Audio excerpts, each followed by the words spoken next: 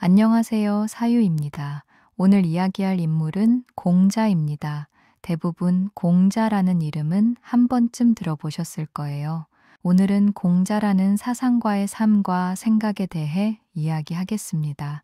제1장 공자의 삶 혼란 속에서 흔들리지 않으려 했던 사람 기원전 551년 공자는 노나라의 작은 마을에서 태어났습니다.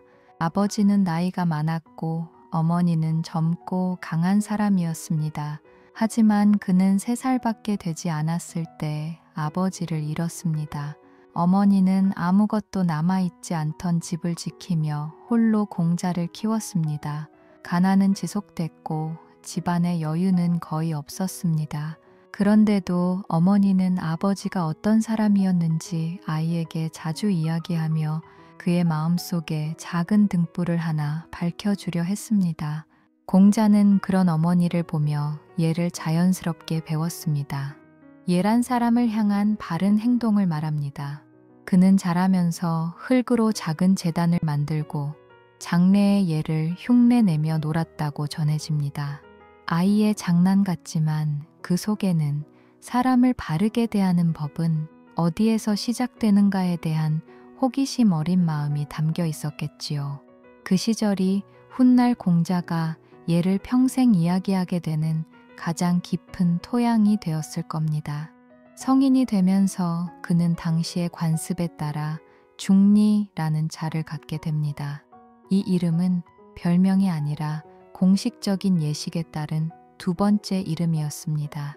중은 집안의 둘째 아들이라는 뜻이었고 니는 이름을 부드럽게 꾸며주는 글자였습니다. 사람들은 이때부터 그를 조금 더 존중하는 마음으로 중리라고 불렀습니다. 공자의 집안은 가난했기에 그는 젊은 시절 꽤 많은 일을 해야 했습니다. 곡식을 관리하는 일도 했고 가축을 돌보는 일도 했습니다. 그는 일하는 동안 사람들이 서로를 속이지 않고 서로의 수고를 존중하며 살아가는 일이 얼마나 어려운지 곁에서 배웠습니다. 하지만 그가 맡은 일은 어느 것이든 항상 차분하게 질서를 세우는 쪽으로 흘러갔습니다. 사람들은 저 사람은 작은 일을 맡겨도 큰 일처럼 다룬다고 말했습니다. 이런 신뢰는 그가 관직으로 가는 길의 기반이 되었습니다. 공자는 30이 넘어서 노나라에서 벼슬을 시작했습니다. 처음에는 작은 자리였지만 그는 맡은 일 하나하나를 정직하게 처리했고 사람들은 그 모습을 보고 점점 그에게 큰 일을 맡기기 시작했습니다. 그는 시장의 속임수를 없애고 형벌과 규칙을 바로잡으며 혼란스러운 시대 속에서 사람들이 조금이라도 편안하게 살도록 돕고 싶어 했습니다. 그러나 변화는 누군가에게는 빛이 되고 누군가에게는 그림자가 됩니다.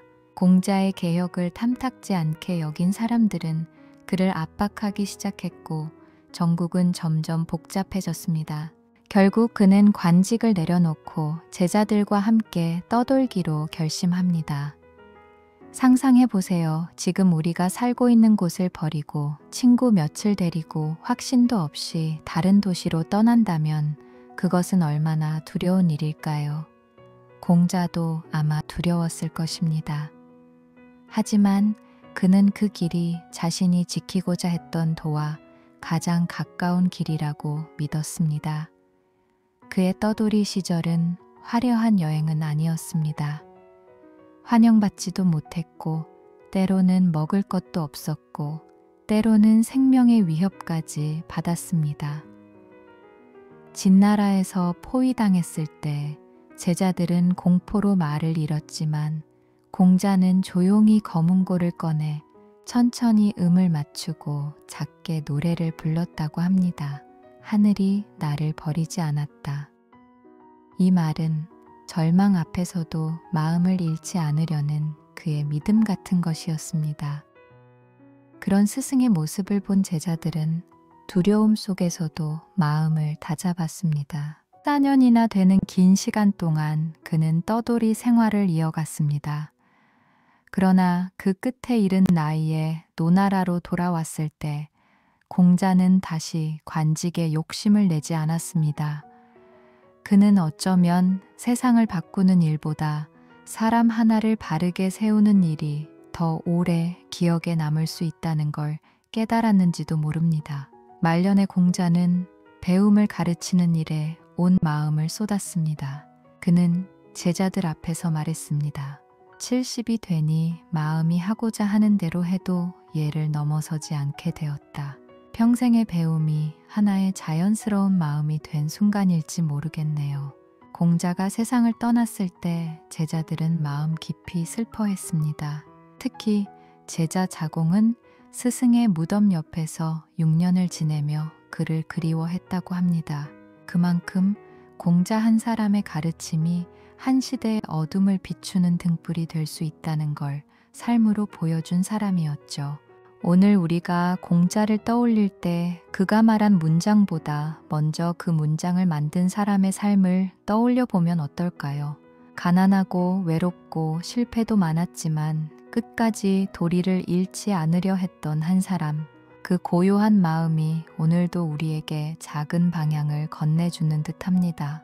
공자의 삶을 천천히 따라가 보았으니 이제는 그가 평생 붙들었던 하나의 마음, 바로 인에 대해 조금 더 깊게 이야기를 이어가 보려 합니다. 제2장 인, 사람을 사람답게 만드는 따뜻한 마음 하나, 인. 한 글자지만 그 안에는 사람을 사람답게 하는 따뜻한 마음이 담겨 있습니다. 이는 아주 간단하게 말하면 사람을 사랑하는 마음입니다. 하지만 공자가 말한 사랑은 감정적으로 뜨거운 사랑이 아니라 어떤 상황에서도 사람을 미워하지 않고 함부로 대하지 않으려는 내면의 태도와 자세에 가까웠습니다. 공자는 제자들에게 인을 설명할 때 복잡한 이론을 쓰지 않았습니다. 오히려 이렇게 물었습니다. 네가 싫은 일을 남에게 먼저 하지 않으려면 어떻게 해야겠느냐? 이 말은 논어에서 가장 유명한 구절이 되었고 오늘날에도 많은 사람들이 역지사지라는 말로 기억하고 있습니다. 인이라는 말은 큰 덕목처럼 보이지만 실제로는 일상 속에서 조용히 실천되는 태도에서 시작됩니다. 누군가에게 예쁘게 말해주는 한 문장, 누군가의 실수를 크게 탓하지 않는 마음, 누군가의 피곤한 표정을 보고 괜찮냐고 묻는 말 한마디. 공자는 이런 작은 움직임 속에 사람의 본래 모습이 담긴다고 믿었습니다. 제자 중 번지가 인이 무엇입니까? 라고 물었을 때 공자는 망설임 없이 대답했습니다. 사람을 사랑하는 것이다 라고 말했습니다. 이는 사람, 두 사람을 뜻하는 인이 합쳐져 사람이 사람과 더불어 선하게 사는 것이라는 뜻이기도 합니다. 말 하나, 글자 하나에도 사람을 중심에 둔 그의 마음이 드러나 있죠. 충은 내 마음을 다하는 것이라는 뜻입니다.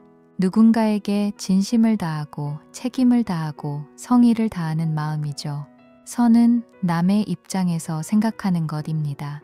서라는 글자 안에는 마음심이 들어 있습니다. 즉, 선은 상대의 마음을 내 마음처럼 여기는 것입니다. 공자는 충과 서가 없는 인을 온전한 인이라고 말하지 않았습니다. 내가 나에게 진실해야 하고 남에게도 부드러워야 한다는 뜻이니까요. 그의 가르침은 그저 도덕적 규칙을 지키라는 말이 아니라 사람을 바라보는 눈을 조금 더 따뜻하고 깊게 하라는 뜻이었습니다. 인에 대한 공자의 가장 아름다운 이야기는 제자들에 대한 그의 태도 속에서 자주 드러났습니다. 아녀는 가난한 집안 출신으로 집이 너무 허름해 비가 오면 방 안으로 물이 새우며들 정도였습니다. 먹는 것도 변변치 않아 광주리의 거친 밥과 표주박의 물로 하루를 버틴 적도 많았다고 하지요. 하지만 아녀는 늘 마음이 평안했고 배우는 시간을 가장 큰 기쁨으로 여겼습니다. 공자는 그 모습을 보고 많이 기뻐했다고 합니다. 공자가 말하길 아녀는 가난해도 기뻐한다. 이런 사람은 배우지 않아도 인에 가깝다 라고 말했습니다. 아마 공자가 안연을 사랑한 이유는 그가 가진 성품 때문이었을 것입니다. 반대로 공자의 다른 제자 자로는 용맹하고 성격이 거칠며 자주 앞뒤를 재지 않고 움직이곤 했습니다. 공자는 그를 꾸짖을 때도 있었지만 결코 미워하지 않았습니다. 오히려 그 거친 성격 속에서 순수한 마음을 읽고 조금씩 더 좋은 방향으로 이끌어 주었습니다. 스승과 제자의 관계라기보다 사람 대 사람의 관계에 가까웠죠. 공자는 제자에게 화를 낼 때에도 화 그 자체를 드러내기보다는 제자가 어떤 마음을 가지면 더 깊은 사람이 될 수 있는지를 차분하게 보여주려고 했습니다. 인이라는 것은 상대를 바꾸려는 힘이 아니라 상대를 바라보는 나의 태도를 먼저 바꾸는 힘이라는 걸 공자는 알고 있었습니다. 그는 인을 가족관계에도 적용했습니다. 효는 부모에게 바른 마음을 갖는 것, 재는 형제와 조화를 이루는 것, 신은 친구 사이에서 믿음을 지키는 것입니다. 이 모든 것이 인이라는 큰 마음 안에 포함된다고 했습니다. 인이라는 말이 어렵게 느껴지면 효, 재, 신, 이 세 가지를 떠올리는 것만으로도 충분히 공자의 사상에 가까워질 수 있습니다. 정치에서도 공자는 인을 가장 중요한 근본으로 삼았습니다. 법과 형벌만으로는 사람을 움직일 수 없다고 말했습니다. 사람은 강제로 움직이면 도망치고 정작 마음으로는 따르지 않기 때문입니다. 공자는 말했습니다. 인을 실천하는 임금이 백성을 다스리면 백성은 자연스레 부끄러움을 알고 스스로 바른 길을 따른다. 이 말은 지금 들어도 마음을 조용히 울리는 이야기입니다. 공자가 인을 평생 잊지 않은 이유는 그가 겪어온 삶 때문일지도 모릅니다. 가난하고 세상에게 환영받지 못하고 떠돌며 살아가던 그 시절에 만약 공자가 인을 붙들지 않았다면 아마 그는 자신을 지키는 마음까지 잃었을지도 모릅니다. 인이라는 말은 그에게는 자신을 사람답게 유지하게 해준 하나의 중심 같은 것이었습니다. 현재 오늘날의 우리에게도 이는 그렇게 어렵지 않게 실천할 수 있는 마음입니다. 남이 나에게 조금 날카롭게 말했을 때 그 말에 그대로 상처를 돌려주기보다 이 사람이 오늘 하루 얼마나 힘들었을까 잠시 생각해보는 여유로운 마음. 공자가 말한 이는 바로 그 한 호흡에서 시작되는 것 아닐까요? 누군가를 조금 더 부드럽게 바라보고 조금 더 여유 있게 이해해주는 시간. 그 마음이 공자가 말한 인의 시작일지도 모릅니다. 제3장 사람과 사람 사이를 조용히 잇는 보이지 않는 결. 예는 공자의 사상 중에서도 가장 많이 오해되는 개념일지 모릅니다. 사람들은 종종 예를 겉모습을 꾸미는 형식, 마음은 없는데 겉으로만 고개를 숙이는 행위 혹은 시대에 맞지 않는 딱딱한 규범으로 이해하기도 합니다. 하지만 공자가 말한 예는 그런 외형적인 틀과는 조금 다른 자리에서 시작됩니다. 예는 남들이 보라고 하는 행동이 아니라 내 마음이 남을 향해 어떻게 움직이느냐를 드러내는 보이지 않는 결 같은 것입니다. 이 글자는 제가와 풍습의 뜻이 합쳐진 한자로 사람이 무엇을 귀하게 여기고 어떤 마음으로 살아가야 하는지를 보여주는 아주 오래된 문화적 기억을 품고 있습니다. 즉, 예는 사람 사이의 관계를 부드럽게 유지시키는 일종의 균형 감각이자 배려의 방식이었습니다. 공자는 예를 단순한 형식으로 여기지 않았습니다. 어떤 행동이 예가 되는가 보다 그 행동을 하는 사람의 마음이 먼저 바르게 서 있는가를 더 중요하게 여겼습니다. 겉으로는 공손하지만 속으로는 상대를 업신여기고 있다면 그것은 예가 아니라 뒤틀린 마음의 억지 표현일 뿐이라 했습니다. 예는 마음이 먼저고 형식은 그 다음에 따라오는 것이라고 공자는 거듭 강조했습니다. 공자가 예를 중요하게 여긴 이유는 그가 살았던 시대가 질서가 무너지고 사람들과 나라 사이의 약속이 쉽게 깨지던 시기였기 때문입니다. 춘추 시대의 노나라는 제후들이 서로 경쟁하고 힘이 있는 자들이 법을 마음대로 해석하며 백성들은 두려움 속에서 하루하루를 버티던 때였지요. 그런 시대에 사람과 사람 사이를 다시 잇고 공동체를 다시 안정시키기 위한 가장 큰 힘은 공자에게는 예였습니다. 예를 이야기할 때 공자는 작은 행동들부터 예로 설명하곤 했습니다. 어떤 그릇을 어떻게 들고 어떤 말투로 사람에게 말을 건네고 식사 때 어떤 태도를 유지해야 하는지 같은 사소한 일상의 움직임 속에서도 예가 깃들어야 한다고 말했습니다. 그의 말은 지식을 강요하는 것이 아니었습니다. 작은 움직임 속에서도 나는 지금 이 사람을 존중하고 있다는 마음을 스스로 확인하게 만드는 과정이었기 때문입니다. 한 번은 제자 자로가 예를 배우는 이유를 제대로 이해하지 못해 왜 이렇게 형식이 많습니까? 라고 불평하듯 물었습니다. 공자는 크게 꾸짖지 않았습니다. 그저 조용히 웃으며 자로의 어깨에 손을 올려고 말했습니다.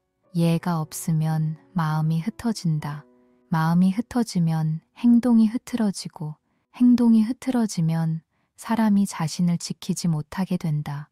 예는 사람의 바른 마음을 지켜주는 틀이고 그 틀이 무너지면 사람은 쉽게 흐트러진다는 뜻이었습니다.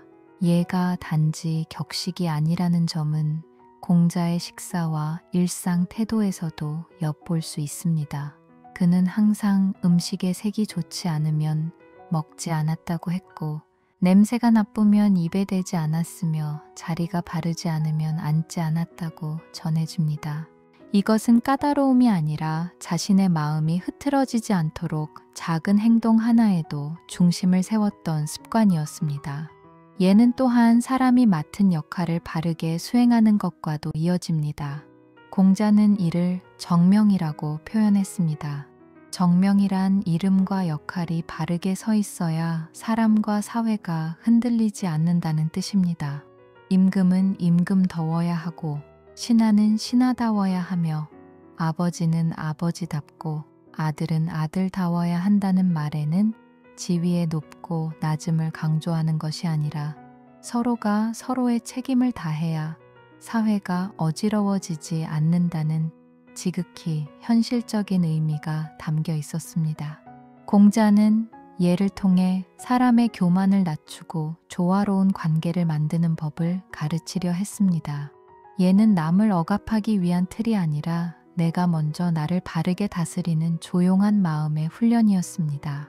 자신을 너무 앞서며 남이 보지 않는 곳에서 마음이 흐트러진다면 그는 결코 바른 사람으로 설 수 없다고 공자는 말했습니다. 그래서 그는 예를 배우는 사람에게 가장 필요한 덕을 겸손이라고 했습니다. 겸손은 자신을 억누르는 것이 아니라 내가 다른 사람과 더불어 존재하고 있음을 늘 기억하는 마음이기 때문입니다. 예는 정치에서도 중요한 가치였습니다. 공자가 노나라에서 벼슬하던 시절 그는 제사 절차를 바로잡고 관료들의 지나친 사치와 무질서를 꾸짖었습니다. 백성들이 예를 배우면 사회는 자연스레 조화를 이루고 불필요한 갈등은 줄어든다고 믿었습니다. 그는 예로 다스리면 백성이 편안하다라고 말했습니다. 이는 규제가 아니라 사람들이 제 스스로 서로를 존중할 이유를 이해하게 만든다는 뜻이었습니다. 예는 또한 사람 내부의 긴장을 누그러뜨리는 역할을 했습니다. 공자는 음악을 매우 사랑했는데 그 이유도 예와 음악이 사람의 마음을 바로잡는 두 날개처럼 함께 작용한다고 보았기 때문입니다. 그는 음악이 사람의 마음을 고요하게 하고 예가 사람의 행동을 안정시키며 이 둘이 함께할 때 사람은 균형 잡힌 존재가 된다고 믿었습니다. 예를 배우는 일은 결코 쉬운 과정이 아니었습니다. 공자는 말했습니다. 예를 아는 사람은 드물다. 예는 단순히 배운다고 이루어지지 않고 평생의 습관과 반성이 쌓여야 조금씩 마음속에 자리 잡는 덕목이라 생각했기 때문입니다. 그럼에도 공자가 평생 예를 말한 이유는 예가 사람을 구속하는 틀이 아니라 우리를 지켜주는 울타리라고 믿었기 때문입니다. 예가 없으면 사람은 자신의 감정과 욕망을 다스리지 못하고 결국 자신도 주변도 상처 입히게 되지요. 예는 그런 혼란을 막아주는 가장 부드럽고 오래된 마음의 규칙이었습니다. 오늘 우리가 예를 떠올릴 때 어렵고 형식적인 것이 아니라 남을 귀하게 대하는 마음으로 이해하면 어떨까요? 말을 조금 더 부드럽게, 행동을 조금 더 천천히, 누군가의 존재를 조금 더 존중하는 마음으로 바라보는 것. 그 작은 움직임 속에서 공자가 말한 예가 조용히 시작될지 모릅니다. 다음 시간에는 공자가 그려낸 닮아가고 싶은 사람 군제대에서 이야기해 보겠습니다. 시청해 주셔서 감사합니다.